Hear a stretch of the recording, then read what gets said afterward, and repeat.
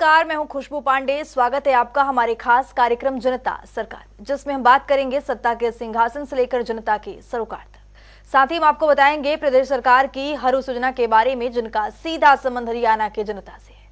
जो योजनाएं प्रदेश के विकास को नई गति प्रदान करेंगी और हरियाणा की जनता का चहुमुखी विकास भी करेंगी, ताकि प्रदेश की जनता तरक्की की राह पर आगे बढ़े और हरियाणा प्रदेश निरंतर उन्नति की नई ऊंचाइयों को छूता हुआ प्रगतिशील रहे। तो अगले 30 मिनट तक बने रहिए हमारे साथ और देखते रहिए जनता सरकार।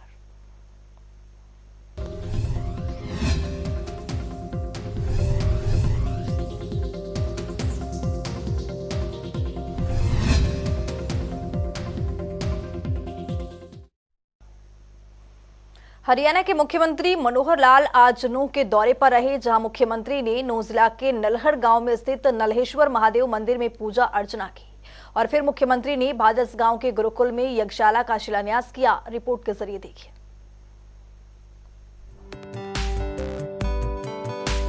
हरियाणा के मुख्यमंत्री मनोहर लाल ने नूंह जिला के नलहड़ गांव में स्थित नल्हेश्वर महादेव मंदिर में पूजा अर्चना की। इस अवसर पर मुख्यमंत्री मनोहर लाल ने प्रदेशवासियों के सुख और समृद्धि की कामना की। इस दौरान उन्होंने नलहड़ गांव के निवासियों से बातचीत की। इतना ही नहीं, मुख्यमंत्री मनोहर लाल ने जिला प्रशासन को निर्देश दिए कि शक्ति सिंह के बच्चों का किसी अच्छे स्कूल में दाखिला करवाया जाए और इनकी देखभाल करें। इसके साथ ही मुख्यमंत्री मनोहर लाल ने बताया कि मेवात क्षेत्र में 31 जुलाई को हुई घटना दुर्भाग्यपूर्ण थी। सरकार उन नागरिकों के प्रति संवेदनशील है। हिंसा में जिन लोगों के जान माल का नुकसान हुआ है, उनके परिजनों को क्षतिपूर्ति पोर्टल के माध्यम से मुआवजा दिया जा रहा है, जिससे नुकसान की भरपाई हो सके। इतना ही नहीं, मुख्यमंत्री मनोहर लाल ने भादस गांव के गुरुकुल में यज्ञशाला का भी शिलान्यास किया। साथ ही गौशाला का निरीक्षण कर अधिकारियों को आवश्यक दिशा निर्देश भी दिए।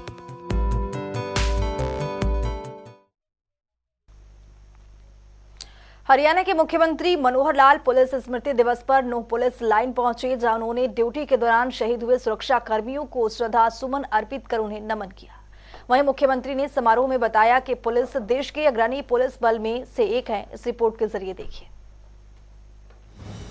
हरियाणा के मुख्यमंत्री मनोहर लाल शनिवार को पुलिस स्मृति दिवस के मौके पर पुलिस लाइन नूंह पहुंचे, जहां मुख्यमंत्री ने ड्यूटी के दौरान शहीद हुए सुरक्षा कर्मियों को श्रद्धा सुमन अर्पित कर नमन किया। इस दौरान मुख्यमंत्री ने शहीद परिवार के लोगों को शॉल ओढ़ाकर सम्मान किया। शहीद स्मारक देश के लिए कुर्बानी देने वाले शहीदों को नमन करने के बाद मुख्यमंत्री मनोहर लाल ने कार्यक्रम को संबोधित किया। इस अवसर पर मुख्यमंत्री मनोहर लाल ने बताया कि हमारे जवानों के त्याग, समर्पण और बहादुरी की कहानी को आने वाली पीढ़ियों के लिए एक मिसाल के तौर पर रखना समाज की जिम्मेदारी है। पुलिस की ड्यूटी चुनौतीपूर्ण और जोखिम भरी होती है। उन्होंने कहा कि अपनी कर्तव्य निष्ठा और जरूरत पड़ने पर हमेशा बलिदान देने को तत्पर रहने वाली हरियाणा पुलिस फोर्स पर हमें गर्व है। देश के किसी भी कोने में शहीद हुए रणबांकुर पुलिस जवानों के प्रति ये श्रद्धांजलि हर वर्ष 21 अक्टूबर को दी जाती है। पुलिस जवानों के त्याग, समर्पण और बहादुरी की मिसाल को आने वाली पीढ़ियों के लिए एक नजीर के बतौर सहज कर रखना समाज के लिए बहुत आवश्यक है। लद्दाख क्षेत्र में सन 1959 में चीनी सैनिकों के धोखे से किए गए कायराना हमले में हमारे सीआरपीएफ के 21 जवानों की शहादत को यह दिन समर्पित है। पुलिस की ड्यूटी न सिर्फ चुनौतीपूर्ण होती है, बल्कि जोखिम भरी भी होती है। अपने कार्य को पूरी निष्ठा व मेहनत से करने व जरूरत पड़ने पर शहादत के लिए हमेशा तत्पर रहने वाली पुलिस फोर्स पर हमें अभिमान है और ऐसे शहीद पुलिस कर्मियों की कर्तव्य निष्ठा ही उनका अलंकरण है। आमजन का विश्वास जीतना व हर नागरिक को सुरक्षा प्रदान करना किसी भी पुलिस के लिए सर्वाधिक महत्वपूर्ण होता है। हम कह सकते हैं कि हरियाणा पुलिस देश की अग्रणी पुलिस फोर्स में से एक है। मुख्यमंत्री मनोहर लाल ने बताया कि हरियाणा पुलिस देश के अग्रणी पुलिस बल में से एक है। राज्य में पुलिस कर्मियों और उनके परिवार के कल्याण के लिए सरकार ने कई ऐतिहासिक कदम उठाए हैं, ताकि सभी सुरक्षा कर्मी अपने परिवारों की चिंता छोड़ निश्चित होकर ड्यूटी करें। मुख्यमंत्री ने कहा कि ड्यूटी करते हुए अगर कोई पुलिसकर्मी शहीद होता है तो उनके परिवारजनों को सरकार ने आर्थिक सहायता राशि के साथ साथ एक्स ग्रेशिया में नौकरी का प्रावधान किया है।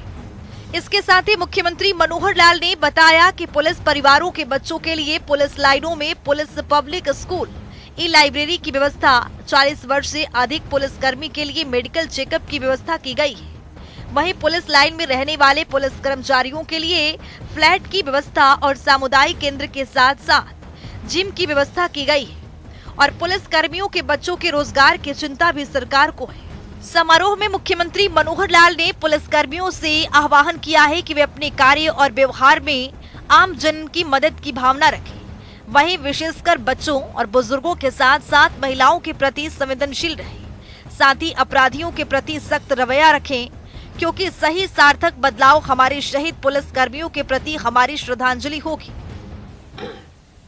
हरियाणा में हमने पुलिस कर्मियों व उनके परिवार के कल्याण हेतु विशेष ध्यान दिया है, ताकि सभी अपने परिवारों की चिंता छोड़ निश्चिंत होकर काम करें। पुलिस परिवारों के बच्चों के लिए उच्च गुणवत्ता की व्यवस्था, पुलिस पब्लिक स्कूल, प्रत्येक पुलिस लाइन में ई लाइब्रेरी की व्यवस्था, 40 वर्ष से ज्यादा की उम्र के कर्मियों का मेडिकल चेकअप, पुलिस लाइन में कर्मचारियों के लिए रिहायशी फ्लैट, सामुदायिक केंद्र व जिम की व्यवस्था, बच्चों के लिए रोजगार संबंधी परामर्श कैंप व रोजगार व्यवस्था। सबसे बड़ी बात है कि बिना पर्ची बिना खर्ची मेरिट आधारित सरकारी नौकरी की व्यवस्था। अब किसी सिफारिश की आवश्यकता नहीं, योग्यता ही ये हमारा पैमाना है। ड्यूटी करते हुए पुलिस कर्मी की मृत्यु होने पर उसके परिवारजनों के लिए सहायता राशि तथा यथासंभव एक्स ग्रेशिया की नौकरी का प्रावधान किया गया है। आपातकालीन स्थिति में त्वरित सहायता हेतु डायल 112 पुलिस, एम्बुलेंस व फायर ब्रिगेड की व्यवस्था, इसकी सफलता ने यहाँ के नागरिकों को बेहतर सेवाएं दी हैं। वहीं पुलिस की छवि में गुणात्मक सुधार किया है। पुलिस की छवि बेहतर बनाने के लिए आवश्यकता है पुलिस अपने कार्य व व्यवहार में आमजन के प्रति मदद की भावना, विशेषकर बच्चों, महिलाओं व बुजुर्गों के प्रति संवेदनशीलता रखें, साथ ही अपराधियों के प्रति सख्त रवैया रखें। यही सार्थक बदलाव हमारे शहीद पुलिस कर्मियों के प्रति हमारी सच्ची श्रद्धांजलि होगी। मैं इस अवसर पर देश भर में पिछले 1 वर्ष में शहीद हुए पुलिस के जवानों को बहुत बहुत श्रद्धांजलि अर्पित करता हूं। इस मौके पर सोहना के विधायक संजय सिंह, वक्फ बोर्ड के administrator Zakir Hussain, ADGP CID Alok Mittal, IG Rajendra Kumar सहित समाज के गणमान्य नागरिक मौजूद रहे। मुख्यमंत्री मनोहर लाल नूंह जिला के बड़कली चौक पहुंचे, जहां उन्होंने तेल मिल का निरीक्षण किया, जिसके बाद मुख्यमंत्री मनोहर लाल ने प्रेस वार्ता को संबोधित करते हुए कई अहम जानकारियां साझा की। मुख्यमंत्री मनोहर लाल ने बताया कि पुलिस चौकी बढ़ाने को लेकर अधिकारियों को जरूरी दिशा निर्देश दिए गए हैं। इस रिपोर्ट के जरिए समझिए। पारदर्शिता के साथ काम कर रहे मुख्यमंत्री मनोहर लाल के मार्गदर्शन में प्रदेश एक विकसित राज्य के रूप में उभर रहा है। यही वजह है कि हरियाणा एक प्रगतिशील राज्य के रूप में उभरकर सामने आ रहा है। इसी कड़ी में मुख्यमंत्री मनोहर लाल ने शनिवार को नूंह जिला के बड़कली चौक पर पहुंचकर 31 जुलाई को हुई हिंसा में प्रभावित लोगों से मुलाकात की। इस दौरान उन्होंने बड़कली चौक पर ही तेल मिल का निरीक्षण भी किया। इस अवसर पर मुख्यमंत्री मनोहर लाल मीडिया से रूबरू हुए। उन्होंने बताया कि 31 जुलाई को जो घटनाक्रम हुआ वो निंदनीय है। हर व्यक्ति इस बात की निंदा कर रहा है। ये घटना नहीं होनी चाहिए थी। फिर भी अगर इस तरह की कोई भी अप्रिय घटना होती है तो जिला प्रशासन और सरकार का दायित्व होता है कि ऐसे हालत में कानून व्यवस्था को जल्द सामान्य किया जाए। सभी के प्रयासों से हालात पूरी तरह से सामान्य हो गए हैं। पिछले दिनों में 31 जुलाई को जो यहाँ घटनाक्रम घटा है, उससे कोई भी व्यक्ति उसकी निंदा किए बिना नहीं रह सकता और निंदनीय वो बात हुई थी, नहीं होनी चाहिए थी। फिर भी अगर कोई इस प्रकार की अप्रिय घटना हो जाती है तो उस समय प्रशासन का भी एक दायित्व होता है, सरकार के नाते हमारा भी दायित्व है कि चीज़ों को कैसे सामान्य जल्दी से जल्दी किया जाए। हमने पूरे प्रयत्न करने के बाद मैं आज 2.5 महीने के बाद कह सकता हूँ की स्थितियां बहुत सामान्य हो गई हैं। मुख्यमंत्री मनोहर लाल ने बताया कि सिरसा में जो भी नुकसान हुआ है उसके लिए भी सरकार ने क्षतिपूर्ति पोर्टल पर आवेदन मांगे थे, जिनका मुआवजा अभी भी शेष है। उनका निर्णय भी जल्द कर लिया जाएगा। कुछ गाड़ियों के नुकसान की भरपाई अभी नहीं हो पाई है। उन्होंने कहा कि इसमें इंश्योरेंस के मामलों की जांच की जा रही है। इसके बाद इसके बारे में भी फैसला लिया जाएगा। मुख्यमंत्री ने कहा कि विकास कार्यों के नाते से लोगों की मांगों के अनुरूप जिला के 3 विधानसभा क्षेत्रों के लिए 18 गांव की फिरनी की मंजूरी दी गई है। इस पर 15 से 16 करोड़ रुपए का खर्च आएगा।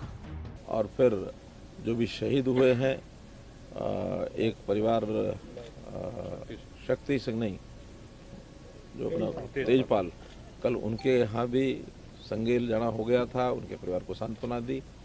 ऐसे ही जो और नुकसान हुए हैं, उन सब नुकसान की जिनकी एक भरपाई हमने करनी थी उनको भी बताया है। जिनका अभी भी शेष है उनकी भी बहुत जल्दी निर्णय कर लिया जाएगा। कुछ गाड़ियों का नुकसान उसकी भरपाई अभी नहीं हुई है क्योंकि इंश्योरेंस वगैरह की सारी उसकी जांच करनी है। उस जांच के बाद उनकी भरपाई हो जाएगी। हाँ, आज बड़कली चौक पर आने के बाद कुछ लोगों ने कहा कि हमारे नाम रह गए, जिसका भी जांच नहीं हुई है वो हमने डिप्टी कमिश्नर को कह दिया है। कुछ 4-5 नाम और बता रहे हैं, उनकी भी जांच करने के बाद जो नुकसान हुआ है उनको सबको देंगे। जहाँ तक इस इलाके में कुछ डिमांड्स थी, विकास की बातें थी, जिसमें 3 विधानसभाओं के और कुल 18 गाँव की फिरनी मुख्य रूप से इसकी डिमांड मैंने स्वीकार की है। उसमें 12 से 15 करोड़ रुपए का खर्च आएगा। इसके साथ ही मुख्यमंत्री ने अपने संबोधन में बताया कि इस इलाके में पुलिस चौकसी बढ़ाने को लेकर भी निर्देश दिए गए हैं। पहले फिरोजपुर झिरका में एक घोड़ा पुलिस चौकी होती थी, जिसको बंद कर दिया गया था। हमने इसे पुनः शुरू किया है, जिससे घोड़ा पुलिस की उपस्थिति वहां रहेगी।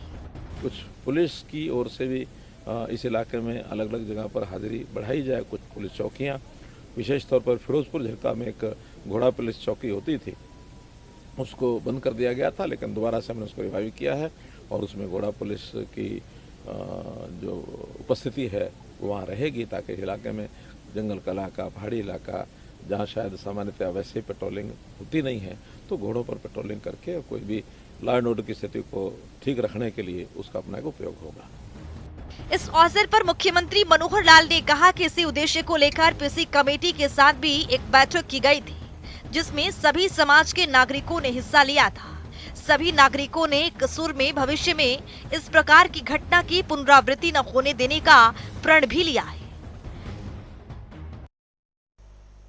मुख्यमंत्री मनोहर लाल ने नूह के गांव भादसा से वापस आते समय रास्ते में रुककर स्कूली बच्चों से मुलाकात की। इस अवसर पर बच्चों से उनकी शिक्षा के बारे में जानकारी ली और उन्हें पूरी लगन से अच्छी शिक्षा ग्रहण करते हुए बड़े होकर देश को उन्नति और सुरक्षा में योगदान देने के लिए प्रोत्साहित भी किया।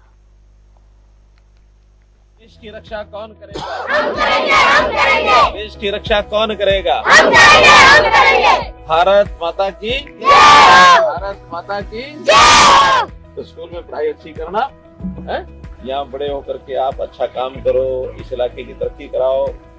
यहाँ सरकारी जो नौकरियां वो तो मिलेंगी, प्राइवेट नौकरियां मिलेंगी, इंडस्ट्री भी आएगी, खेती में भी अच्छी खेतियां हो, पानी कैसे अच्छा आए, ठीक है, ये सब काम हम करेंगे। मुख्यमंत्री मनोहर लाल ने ट्वीट कर प्रथम भारतीय सशस्त्र बल आजाद हिंद फौज के स्थापना दिवस पर मां भारती के सभी वीर सपूतों को नमन किया है। तो चलिए देखते हैं कि मुख्यमंत्री ने अपने ट्वीट में क्या कुछ लिखा है। मुख्यमंत्री ने अपने ट्वीट में लिखा है, तुम मुझे खून दो, मैं तुम्हें आजादी दूंगा के उद्घोष से प्रेरित और नेताजी सुभाष चंद्र बोस के नेतृत्व में आजाद हिंद फौज ने भारतीय स्वतंत्रता क्रांति की अलख जगाई। प्रथम भारतीय सशस्त्र बल आजाद हिंद फौज के स्थापना दिवस पर मां भारती के सभी वीर सपूतों को कोटि कोटि नमन। मुख्यमंत्री मनोहर लाल खेल और खिलाड़ियों पर विशेष नजर रखते हैं। यही वजह है कि प्रदेश के खिलाड़ी अपने दमखम से प्रदेश का नाम रोशन कर रहे हैं। इसी कड़ी में 10 खेलो इंडिया केंद्र हरियाणा वासियों को मनोहर सरकार की ओर से यहां पर समर्पित की गई है, जिससे केंद्र सरकार ने कुल 15 केंद्रों की यहां पर मंजूरी दी थी, लेकिन शेष 5 अगले वर्ष स्थापित किए जाएंगे। आइए ग्राफिक्स पर नजर डालते हैं। तो मुख्यमंत्री ने 10 खेलो केंद्र हरियाणा वासियों को समर्पित किया है। तो वहीं आपको बता दें कि कहां कौन से जिले में यहां पर समर्पित किया है। अंबाला है, फरीदाबाद है, पलवल है, जींद है, झज्जर, यमुनानगर, चरखी दादरी, कुरुक्षेत्र, कैथल। तो वहीं आपको बता दें कि भिवानी में ये 10 वो केंद्र हैं जहां पर मुख्यमंत्री की ओर से 10 खेलो इंडिया केंद्र हरियाणा वासियों को एक सौगात के रूप में यहां पर समर्पित किया गया है। मुख्यमंत्री मनोहर लाल खेल और खिलाड़ियों से अक्सर जुड़े रहते हैं और चाहते हैं कि खेल जगत में जो प्रदेश के युवा हैं वो बेहतर कर सके और देश के सामने प्रदेश के जो युवा हैं वो नाम कर सके। यही वजह है कि आज प्रदेश के युवा खेल और खिलाड़ियों में आजकल आगे बढ़ते हुए प्रदेश का नाम रोशन कर रहे हैं। मुख्यमंत्री मनोहर लाल के नेतृत्व में हरियाणा विकास के पद पर अग्रसर हो रहा है। विकास की दिशा में तेजी से कदम बढ़ा रहे मुख्यमंत्री मनोहर लाल के मार्गदर्शन में हरियाणा प्रदेश में स्वास्थ्य लाभ के लिए कई योजनाएं चलाई जा रही हैं, जिनका लाभ हरियाणा के पात्र नागरिकों को हो रहा है। हरियाणा और प्रदेश वासियों के उत्थान के लिए काम कर रहे मनोहर सरकार में गरीब और जरूरतमंद परिवारों के लिए विशेष योजना चलाकर उन्हें लाभ प्रदान किया जा रहा है। इस रिपोर्ट के जरिए देखिए। सरकार ये गरीब की सरकार, ये उस जरूरतमंद की सरकार, नीडी आदमी की, जिसको समय पर जो लाभ मिलना चाहिए वो मिल सके, इसके लिए हम काम करते हैं। हरियाणा में गरीब और जरूरतमंदों के लिए काम कर रही मनोहर सरकार ने हरियाणा की तस्वीर और तकदीर को बदलने का काम किया है। गरीब परिवारों को सरकार की महत्वपूर्ण योजनाओं का लाभ पहुंचाने के लिए मुख्यमंत्री मनोहर लाल निरंतर प्रयासरत हैं। सरकार का प्रयास है कि अंतिम पंक्ति में खड़े अंतिम व्यक्ति को उन महत्वपूर्ण योजनाओं का लाभ मिल सके जिसके लिए वो पात्र हैं। और इसी कड़ी में मुख्यमंत्री मनोहर लाल के मार्गदर्शन में राज्य सरकार 1,80,000 रुपए से कम सालाना आय वाले परिवार को योजना के तहत लाभ पहुंचाने का काम कर रही है। हम हर उस गरीब परिवार को जिसके घर में 2 समय का भोजन नहीं बन सकता या मानो 1,80,000 से नीचे इनकम है तो उसको राशन कार्ड जरूर पहुंचना चाहिए। 1 लाख रुपए के इनकम के परिवार वालों में से किसी न किसी को मुख्यमंत्री अंत्योदय परिवार उत्थान योजना जो हमने चलाई है उसमें किसी को रोजगार मिलना चाहिए। अगर वो कहीं कोई प्राइवेट काम करना चाहता है, पैसे की उसको आवश्यकता है, तो हम बैंक से लोन लेकर के भी देते हैं। ये काम भी हम कर रहे हैं गरीबों के लिए। हरियाणा को विकसित राज्य के रूप में स्थापित करने की दिशा में बढ़ रहे मुख्यमंत्री मनोहर लाल के पिछले 8 सालों के कार्यकाल में हरियाणा के हर क्षेत्र, हर वर्ग को तेजी से विकास संभव हो सका है। गरीबों के उत्थान के लिए काम कर रही मनोहर सरकार में हरियाणा में नागरिकों के स्वास्थ्य लाभ के लिए कई योजनाएं चलाई जा रही हैं। आयुष्मान भारत योजना के तहत केंद्र सरकार के मानदंडों के अनुसार हरियाणा में 15.5 लाख परिवारों को 5 लाख रुपए का स्वास्थ्य बीमा कवर प्रदान किया गया है। वहीं इस योजना का दायरा बढ़ाते हुए हरियाणा के मुख्यमंत्री मनोहर लाल के नेतृत्व में प्रदेश सरकार ने चिरायु हरियाणा योजना शुरू कर आज लगभग 32 लाख परिवारों को आयुष्मान योजना का लाभ प्रदान किया है। जो गरीब परिवार हैं उनको आयुष्मान भारत के नाते से 5 लाख, आयुष्मान कार्ड के नाते से योजना जो बनाएगी, प्रधानमंत्री जी ने बनाई, 5 लाख रुपया हर परिवार का स्वास्थ्य बीमा योजना, ये भी सबको लेके दिया। 15.5 लाख परिवारों को इस योजना का लाभ ये केंद्र सरकार ने दिया।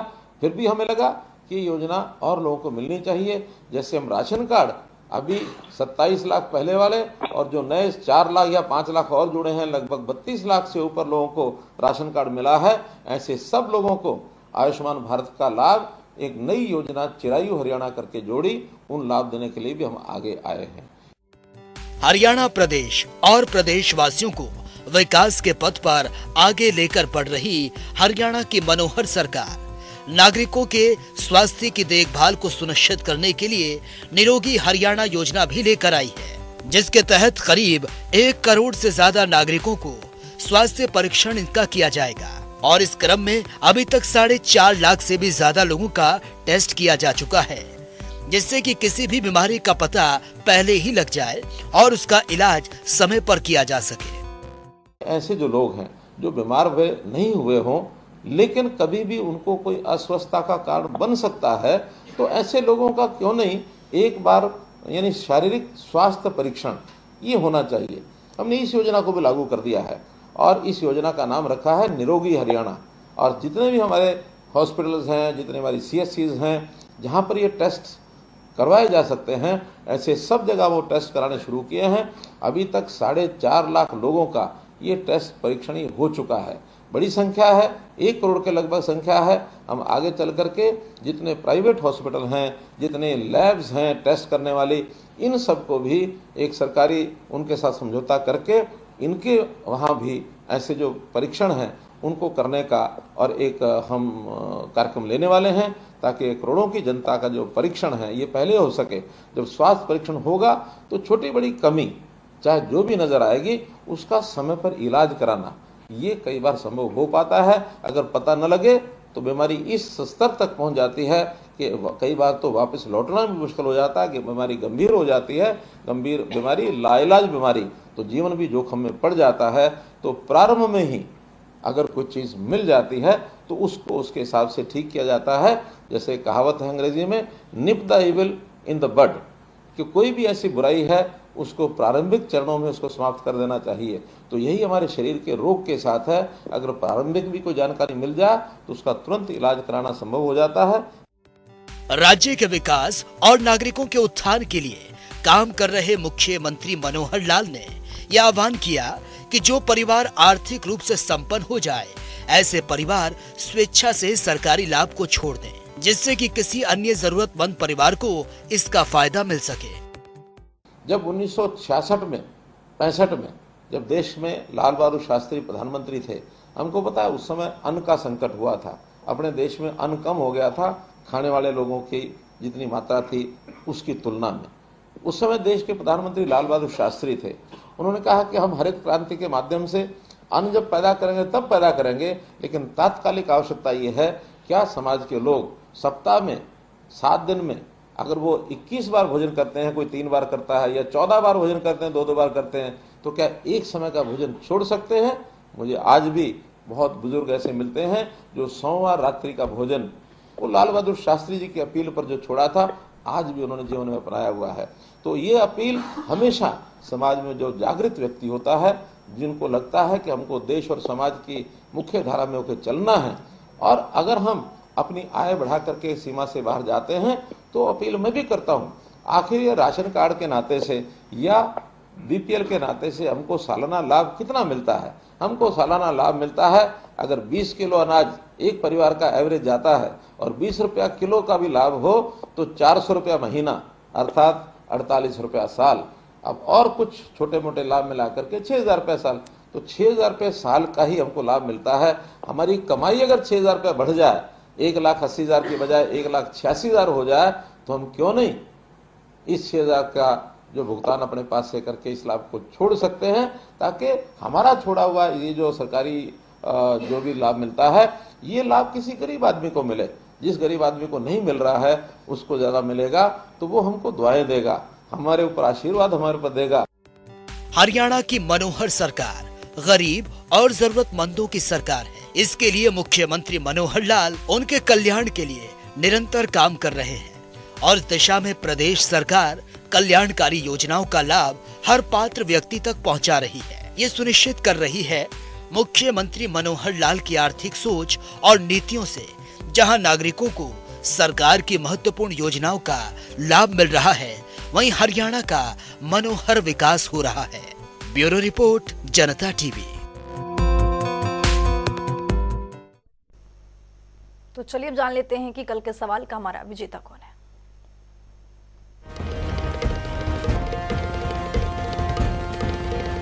तो बात अब आज के विजेता की। जैसा कि आप जानते हैं, हर रोज एक नया सवाल पूछते हैं, सही जवाब देने वाले के नाम और तस्वीर अपने टेलीविजन स्क्रीन पर दिखाते हैं, साथ ही उसको उपहार भी देते हैं। तो चलिए जान लेते हैं कल का हमारा सवाल क्या था और कौन है इसका विजेता। कल का हमारा सवाल था, हरियाणा में मुख्यमंत्री दूध उपहार योजना की शुरुआत कब की गई थी?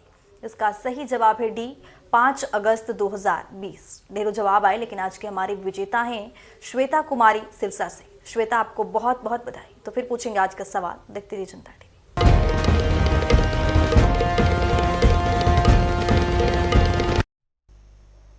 तो चलिए अब जान लेते हैं आज के इस सवाल में क्या कुछ है।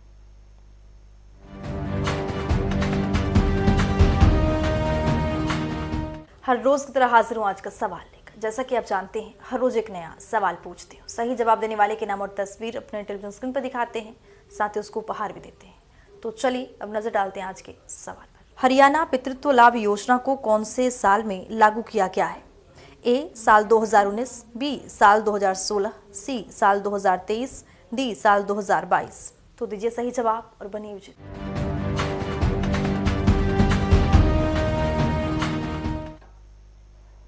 तो हमारे खास कार्यक्रम जनता सरकार में आज के लिए इतना ही। नमस्कार।